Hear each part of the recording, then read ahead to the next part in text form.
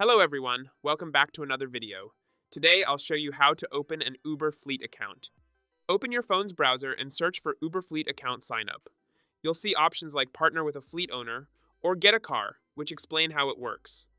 Click sign up now to create your Uber driver account. Once approved, you can join a fleet and connect with fleet owners in your area.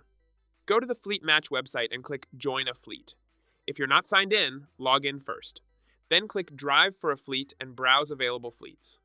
For example, a Chrysler Voyager is available for $1,775 per hour. Click the fleet, then click Apply. Set your availability. How many hours per day you plan to drive? Which days of the week you're available? Which parts of the day? Morning, afternoon. Click Next, share your profile, and accept the terms by clicking I agree. The fleet owner will be notified of your application.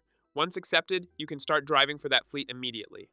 If you found this video helpful, don't forget to like and subscribe. Thanks for watching.